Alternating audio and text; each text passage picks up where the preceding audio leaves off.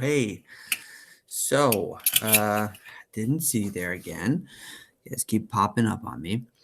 But in all seriousness, today's lesson is on the Compromise of 1850, and this is our unofficial start to our very last unit in social studies for the 7th grade. That is obviously the American Civil War. It's going to be broken up into two different parts. We're going to look at the lead up to the war and then the actual war itself. So we're going to have about 3 weeks of the lead up to the war, and we'll have an assessment on that. And then we'll dive deep into what actually happens during the American Civil War and the outcomes of it as well. So what I'm going to do with you today is take you through the lesson on the Compromise of 1850, which has everything to do with the last lesson that you completed about the Fugitive Slave Act. So I'm going to share my screen, and this will be somewhat of a lecture. And as always, I know I've always said this to you, it is very important that you are pausing your video as I am giving you answers, and you are copying them down into your own graphic organizer. Also, as I always say, don't just copy it word for word. Please make sure that you are paraphrasing so that I know you actually understand what you're looking at here. So, okay, again. Compromise of 1850. I have here an image that you don't necessarily have to analyze so much, but I will. So this guy right here who's saying, am I really doing this again, is Henry Clay, the same guy who was a war hawk in the War of 1812 and who helped with the Missouri Compromise as well. So the do now is asking you to think back to the Missouri Compromise and what was the solution to keeping the balance. What I'm going to do here is I'm going to show you my screen of this map. And if you think back to this, remember, it was in 1821, started in 1820, 30 years before this Compromise of 1850. Henry Clay was the one who negotiated this. And so what they resolved, or what the resolution was here, was that everywhere that was north of this 3630 parallel line, which was the Missouri Territory, was open to be a free state when they applied for statehood. And everywhere south of that 3630 parallel was open to be a slave state. Now, so the balance member was, okay, we're going to allow Missouri to join, but Missouri would be an odd number state. And so what they ended up doing was they admitted Missouri as a slave state, and then they added Maine as well, which was separated from the Massachusetts territory at that Massachusetts, the state of Massachusetts, so that they could keep that 50-50 balance in Congress. Remember, there's 2 senators per state, and it is the legislative branch that makes all the laws.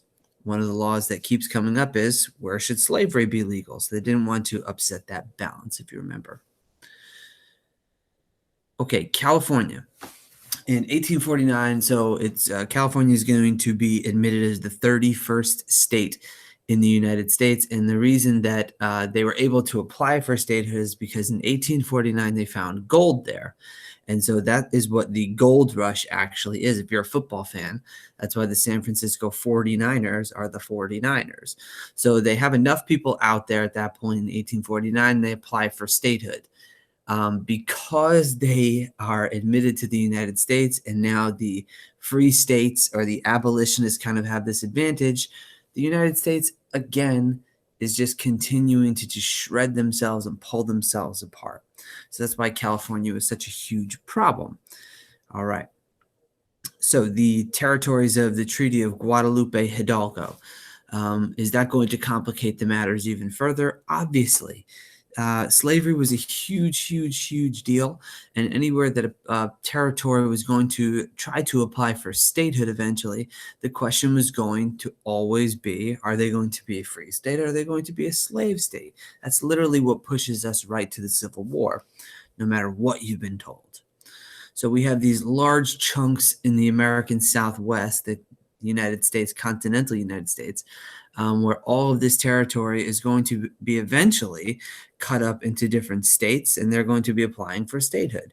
And so the issue is going to continue to be, what do we do? Do we allow them to be a slave state? Do we allow them to be a free state? We're going to be introduced to a term pretty quickly that will change all of that. So this issue about California, How long were the discussions? It's going to take 8 months in Congress for there to be an actual outcome here, which eventually becomes federal law, which is the Compromise of 1850. 8 long months of constant debate over what you are supposed to do. So as you can see here, obviously 1849, they're going to apply, but in 1850, so it's a very long time. We're going to look at what are the results here of this Compromise of 1850. Well, all this territory right here, by the way, is the Guadalupe Hidalgo region. So there's going to be 5 outcomes that you should really, really know about what's going to come out of this Compromise of 1850. Obviously, we can see right here already, California is going to be added as a free state. So make sure that you get these 5 things down here. And again, please paraphrase as best you can. So first and foremost, California joins as a free state. You already knew that. Secondly, Texas is going to stop arguing about land that they were claiming from New Mexico in this New Mexico territory. And they were paid, the state was paid $10 million for them to stop having those internal debates over. Thirdly, new lands from the Mexican War would decide for themselves whether or not they were going to be a slave state or a free state. This is a very important term that you have right here, popular sovereignty. And it literally tells you right here, they're going to decide for themselves. So when you hear that term popular sovereignty, which you're going to need for the lesson later this week, you should know that popular sovereignty means that people are going to be able to make those decisions themselves as a democratic republic. Fourth, slavery will be abolished in Washington, D.C. Now, Washington, D.C. was in Maryland. Maryland happened to be a slave state, if you're checking right here. Washington, D.C. actually sits like just about there. So we're going to have a district where the White House is, where there's going to be no slavery, surrounded completely by the state of Maryland, because that's geographically where it is, that's going to allow slavery. It's going to be an interesting situation there. Fifth, lastly, there's going to be strong federal consequences for anybody who's going to help runaway slaves. That 5th point there is the law that eventually is known as the Fugitive Slave Act, which is the moral dilemma that you just did last week, which meant that if people were going to help runaway slaves, they were going to be fined and they could even be put in jail themselves. So obviously we see that there's going to be positive outcomes for both sides here. The North, positives for the North. California is going to upset the balance in favor of free states in Congress. There's now 2 more abolitionist or free states that are going to be able to outvote anybody who's pro-slavery in the Senate. Positives for the South. New states are going to be allowed to decide for themselves. That's popular sovereignty that I'm referencing here. So if there are a bunch of people who are in favor of slavery living in a state that's applying for statehood, then they could vote that it's going to be a slave state. And obviously another positive for the South is the Fugitive Slave Act, which meant that if their slaves were running away, legally they were supposed to be returned.